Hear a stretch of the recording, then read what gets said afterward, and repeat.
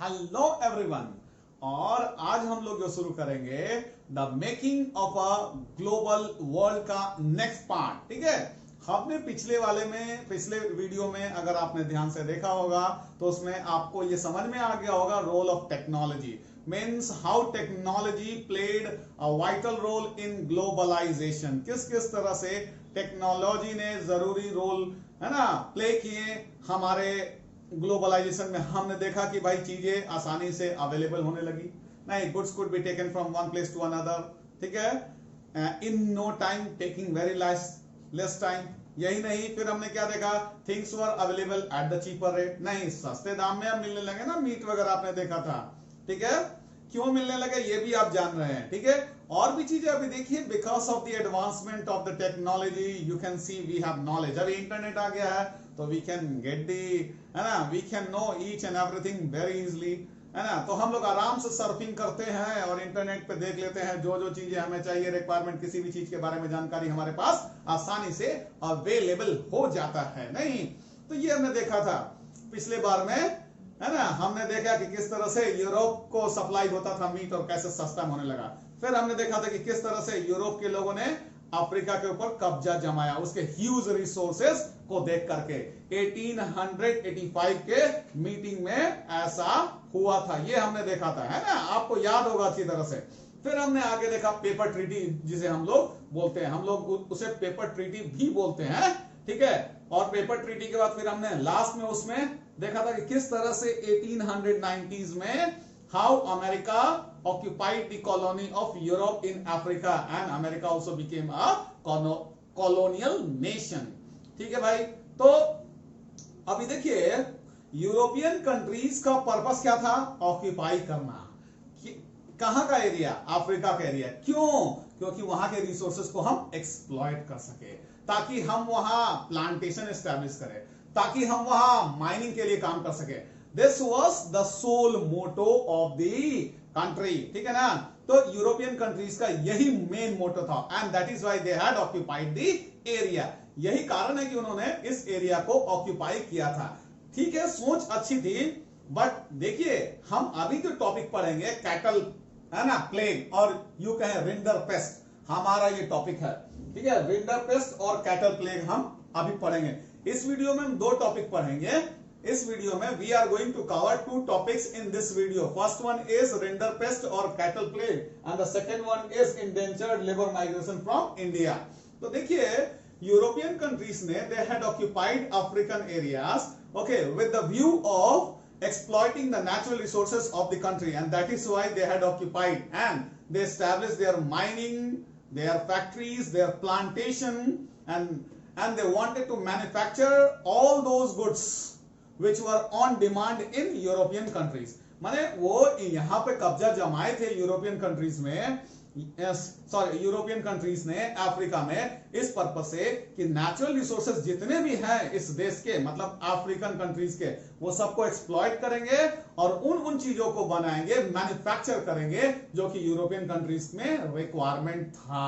ये सोच थी यहां पर। ठीक है, दिस वाज देयर सोल मोटो, तो ये उनका मोटो था ऐसा करना। ठीक है, चलिए भाई, लेकिन अब देखिए इस टॉपिक में हम यही चीज देखेंगे कि किस तरह से अनएक्सपेक्टेड इंसिडेंट्स रेंडर पेस्ट ने जो लोग नहीं कर पाए वो इस बीमारी ने कर दिखाया। इस चीज को हम लोग देखेंगे। ठीक है, 1880s का ये स्टोरी है, मतलब लेट 19th सेंचुरी का ये स्टोरी है, हम लोग उसी के बारे में जानेंगे। अब आप ही देखिए, बहुत उम्मीद से they had, means European countries had very high expectation and they thought that they were going to occupy the area, and once they had occupied the area they thought that they would after establishing their plantation, mining, they would manufacture the goods very easily. Thinking this, they had occupied the area, यही सोच के ना कब्जा जमाए थे भाई। ठीक है, लेकिन अब आप सोचिए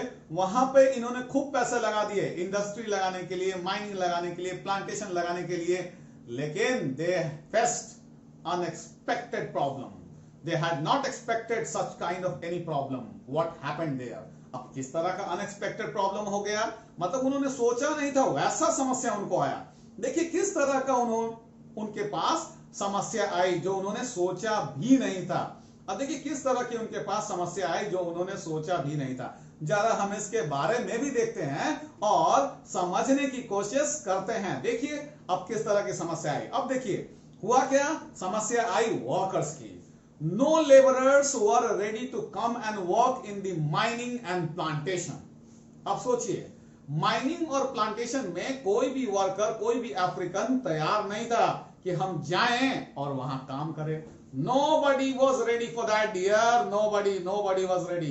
कोई भी आदमी तैयार नहीं था कि हम जाएं और वहां काम करें। इसके रीजन है, बताएंगे उसके बारे में। अब देखिए तो ये यूरोपियन कंट्रीज ने जब देखा कि कोई भी आने के लिए तैयारी नहीं है तो क्या किया जाए, कुछ तो करना पड़ेगा ना भाई। तो इन्होंने क्या किया, दिमाग लगाया और यूरोप से सोचा कि वर्कर को हम लेके आए। But nobody from Europe was ready to come up covering such a long distance to come for the work. इतना दूरी तय कर करके भाई काम करने तो नहीं आएंगे, कोई तैयार नहीं था कि इतना लंबी दूरी तय कर करके हम काम को, नहीं कभी नहीं।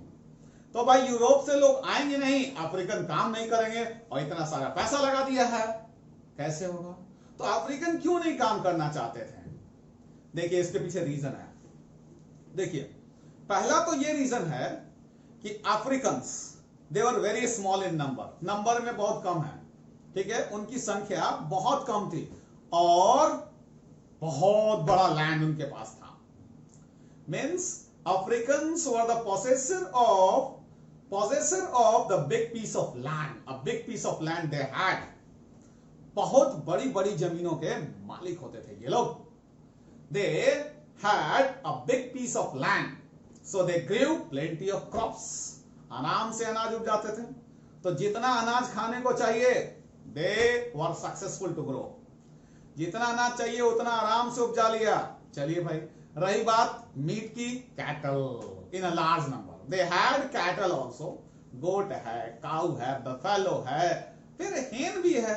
अगर if they wanted to have meat that was available with them, if they wanted to have milk that was available, if they wanted to have eggs that was also, these things were also available. तो भाई खाने के लिए अनाज चाहिए वो भी है, मीट चाहिए वो भी है, अंडे वो भी है, दूध चाहिए वो भी है, तो सब कुछ तो है ही। और उस समय में there was no big market where they had to go and spend money. कोई ऐसा इतना बड़ा मार्केट ही नहीं था जहां उनको जाना था और पैसे खर्च करना था। तो ऐसा कोई मार्केट था ही नहीं, तो भाई कोई दिक्कत ही नहीं है। Then there was no problem, तब तो कोई समस्या ही नहीं है ना। फिर क्या करना है, why should I earn money if there is no need of money? भाई अगर पैसे की जरूरत ही नहीं है, if I don't need money, why should I go and work? किसी को भी अगर मुझे पैसे की रिक्वायरमेंट है तब तो मैं कमाता हूं। अगर मैं जान जाऊंगा कि मैं पैसा कमाऊंगा लेकिन मेरे लिए यूजलेस है, तो हम क्यों पैसा कमाएंगे भाई, हम पैसा नहीं कमाएंगे, पैसे की जब जरूरत ही नहीं रहेगी। यही हाल यहाँ अफ्रीकन के पास था, क्योंकि अफ्रीकन का एरिया बहुत बड़ा था, उनका फील्ड बहुत बड़ा है, उनके पास कैटल है, तो अगर अनाज चाहिए तो भी मिलेगा, मीट चाहिए तो भी मिलेगा, मिल्क चाहिए तो भी मिलेगा, एग्स चाहिए तो भी मिलेगा, तो जो मुझे चाहिए सब मिलेगा। और मार्केट है नहीं जहां मुझे पैसे खर्च करने हैं।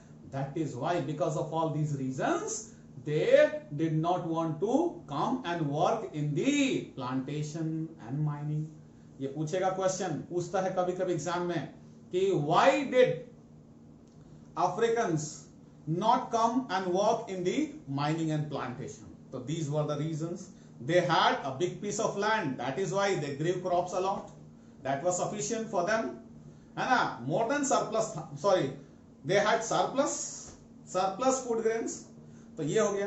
और क्या भाई, they had cattle and that is why they did not require meat, they had enough cattle.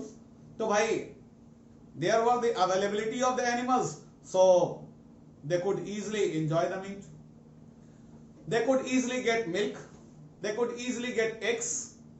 And तीसरा क्या होगा, there was no any big market where they should go and spend their money, and that is why they did not require any money.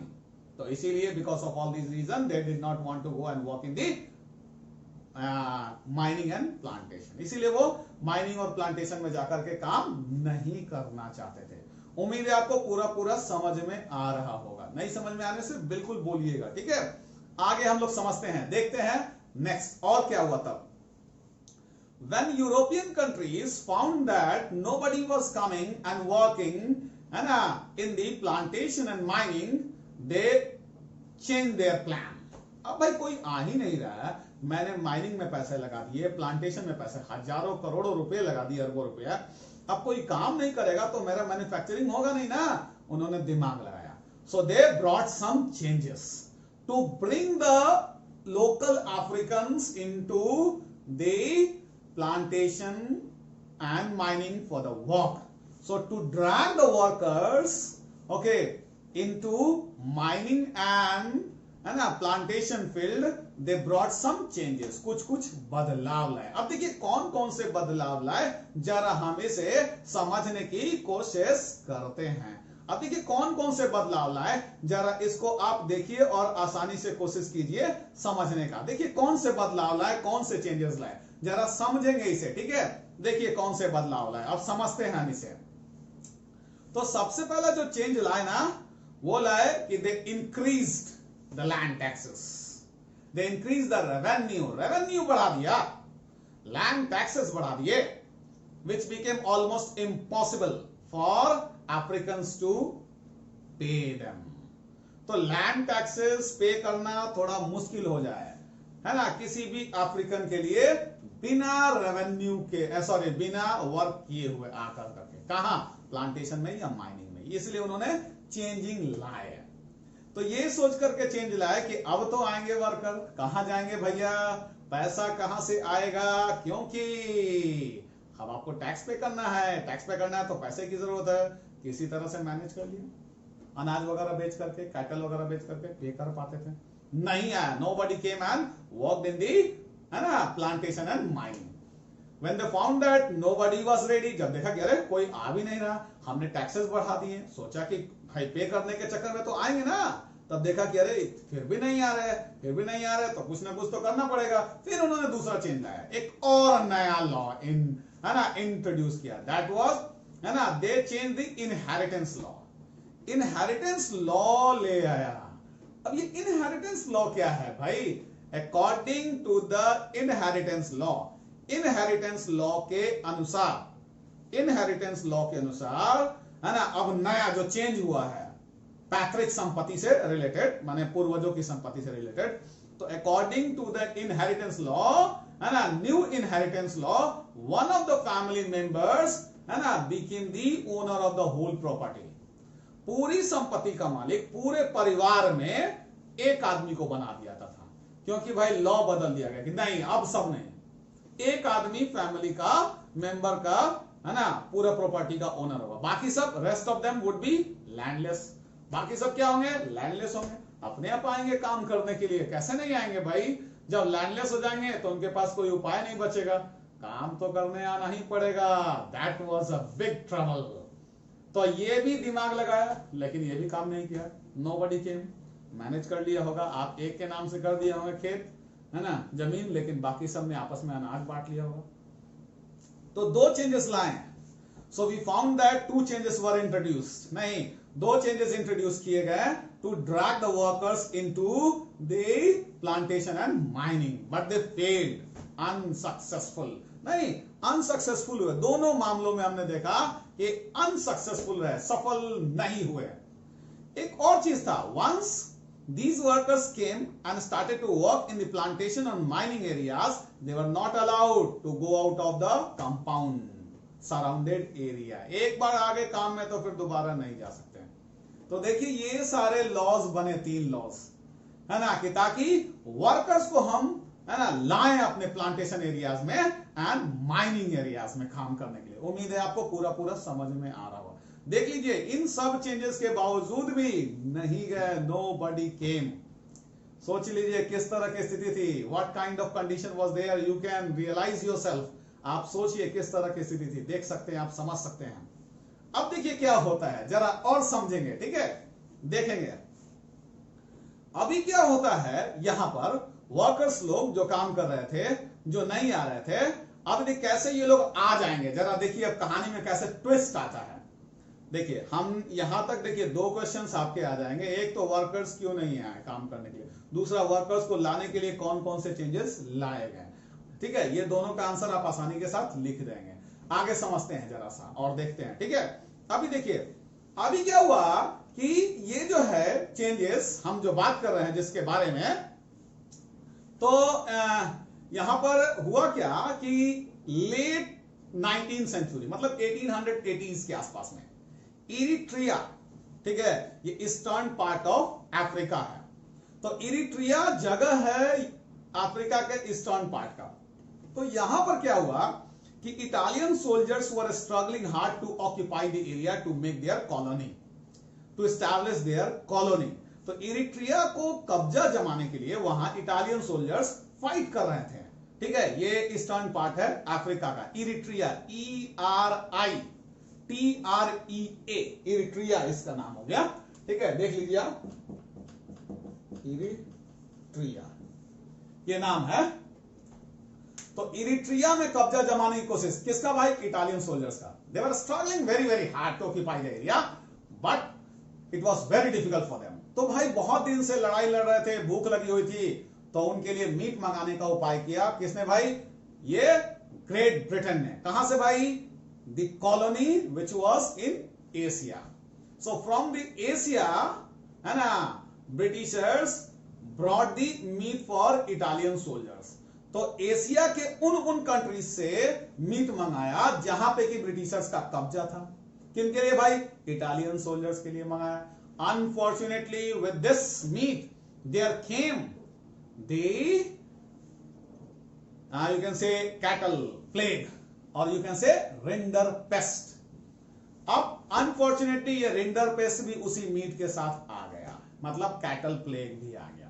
ये ऐसी बीमारी है जो बहुत ही खतरनाक बीमारी है, और इससे कौन मरता है, जानवर, इंसान नहीं।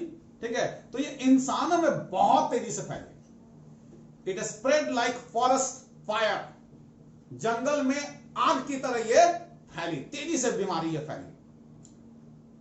Bye the time of 1892 it reached the Atlantic coast, यानी अटलांटिक ओशन तक पहुंच गए। बहुत मतलब आपका वो क्या बोलते हैं, मतलब ये आपका 1892 तक ये तेजी से फैलती चली गई है। हाँ, तो हम यही बोल रहे थे कि by the time of 1892 it reached the Atlantic coast, यानी आपका वो क्या बोलते हैं, ईस्ट अफ्रीका से वेस्ट अफ्रीका तक चला गया। और इसके बाद 5 साल बाद है ना, 5 years after this period it reached the southernmost part of South Africa, है ना, Cape Town, southernmost tip of South Africa, वहां तक पहुंच गए। तो इस तरह से this disease spread rapidly all across the different parts of Africa and this killed the cattle in a large number. 90% cattle were killed. सोचिए 90% जानवर मारे गए। आया 1880s में किससे, मीट के द्वारा आ गया।